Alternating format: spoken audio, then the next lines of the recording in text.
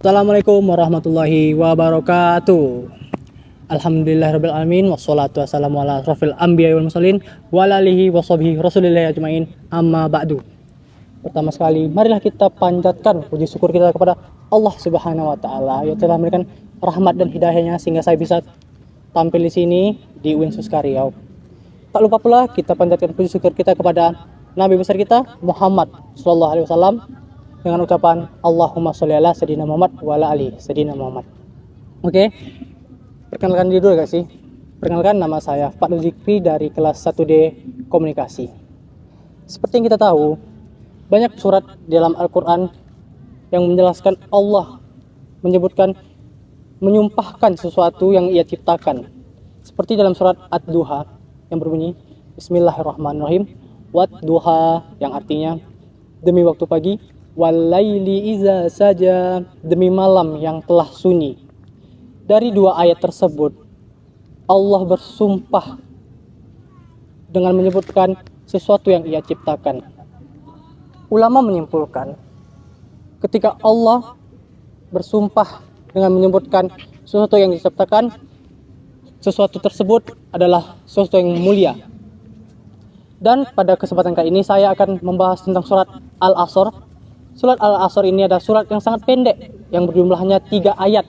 Tetapi di dalam 3 ayat ini banyak sekali nilai-nilai yang bisa kita ambil dan kita terapkan pada diri kita pada saat ini. Oke, pada ayat pertama yang berbunyi Bismillahirrahmanirrahim. Wal asr, yang artinya demi masa. Demi masa. Seperti kita tahu, dulu dunia ini tidak ada dengan kehendak Allah. Dunia ini ada dulu. Kita tidak ada di dunia ini dengan kehendak Allah. Kita lahir melalui rahim ibu kita dan berada di dunia ini. Dan setelah masa lalu, di masa lalu pun banyak diceritakan di dalam Al-Quran. Banyak kita ambil nilai-nilai yang bisa kita terapkan di dunia ini yang tercantum di dalam Al-Quran yang membahas tentang masa lalu. Dan selanjutnya, masa sekarang. Masa sekarang itu masa yang kita jalani. Seperti kuliah, kerja, dan aktivitas lainnya. Tetapi ada satu hal yang perlu teman-teman ingat. Jika kita hanya mengejar dunia, tidak mengingat akhirat, rugilah bagi kita. Kita ini hidup harus balance nih. Dunia kita kejar, akhirat juga kita kejar. Jangan hanya dunia, akhirat harus kita ingat. Sholat, sedekah, dan beramal soleh itu harus kita ingat. Dan Allah sudah memberi kita waktu untuk bertaubat, untuk memperbaiki kesalahan kita yang sudah kita lakukan di masa lalu. Apapun itu, maksiat, dosa yang melenceng lah, yang Allah tidak suka. Seperti dalam surat Al-Maidah ayat 39 yang berbunyi Bismillahirrahmanirrahim. Faman taba min ba'di zulmihi aslaha fa innallaha yatubu alaihi innallaha ghafurur rahim, yang artinya maka barang siapa yang bertobat setelah melakukan kejahatan ini dan memperbaiki diri, maka sesungguhnya Allah akan menerima tobatnya.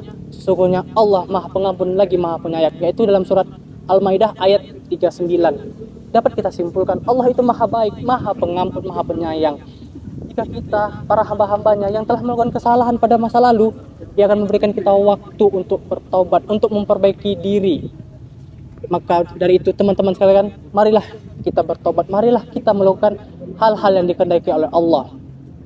Dan setelah masa sekarang akan datang itu masa yang akan datang ke masa depan. Pasti semua manusia ini akan merasakan masa depan, yaitu kematian. Kita berpikir apa sih bekal yang telah kita siapkan untuk masa depan kelak, yang untuk ke akhirat lah pastinya. Apakah kita udah cukup beramal kita, bersedekah kita? Apakah soal kita sudah rajin? Nah, dari sini teman-teman, kita harus bisa beramal soleh lagi untuk kita bekal di akhirat kelak. Bukan hanya mementingkan tentang dunia, kita harus berpikir tentang masa depan kita, bekal kita di akhirat. Biar kita menjadi orang yang sukses, orang yang beruntung di akhirat. Ada ayat kedua yaitu Innal insana lafil khusr, yang artinya merugilah bagi seluruh orang. Apa sih maksudnya? Itu tua, muda, laki-laki, perempuan termasuk dalam golongan yang merugi. Oke, pada ayat selanjutnya, illalladzina amanu wa amilus solihat, yaitu kecuali orang-orang yang beriman dan orang-orang yang saleh. Jika kita hanya beriman tapi perilaku perbuatan kita bertolak belakang dengan kehendak Allah, itu sama aja dengan rugi. Orang-orang yang beruntung adalah orang yang sudah beriman kepada Allah, beramal saleh, dan perbuatan dan sikapnya selalu berada di jalan Allah dan kehendak Allah selalu diturutinya. Oke, pada ayat selanjutnya, watawasau bil haqq. Watawasau bil haqq. Jika kita hanya mementingkan diri kita sendiri, kita beramal soleh, melakukan kebaikan, tapi tidak mengingat teman-teman kita sekitar, itu sama tidak dengan tidak. Dalam arti ayat Al-Asr yang ini, kecuali bila dia mengingatkan, saling mengajak untuk kebenaran. Nah, dari situ kita bisa, janganlah kita ingat diri kita sendiri, saling mengajak teman-teman kita yang dia tersesat, dia melakukan hal-hal yang Allah tidak suka. Di situ kita ajak, kita ayo dong tobat, ayo dong kembali ke jalan yang benar. Dan pada ayat selanjutnya, watawasau bil sabr, yang artinya dari saling nasihat menasihati untuk bersabar. Imam Ghazali menyebutkan ada dua tipe sabar, yaitu sabar menjalankan perintah Allah dan sabar menahan untuk melakukan larangan Allah. Oke, teman-teman semuanya, dari 3 ayat yang saya bacakan tadi, itu lumayan banyak nilai yang bisa dapat kita ambil untuk kehidupan kita ini. Dan ada imam besar kita menyebutkan, yaitu Imam Syafi'i menyebutkan, mengatakan kalaulah orang-orang paham tentang surat Al-Asr ini, itu sudah cukup bagi dia untuk bekal hidup di dunia. Oke, sepertinya segitu saja ya ceramah singkat saya pada sore hari ini di Danau Uin. Saya harapkan teman-teman yang mendengarkan bisa mengambil nilai positifnya, nilai baiknya. Isi kandungan surat Al-Asr ini sangat dalam. Oke. Sekian dari saya, Fadlu Zikri.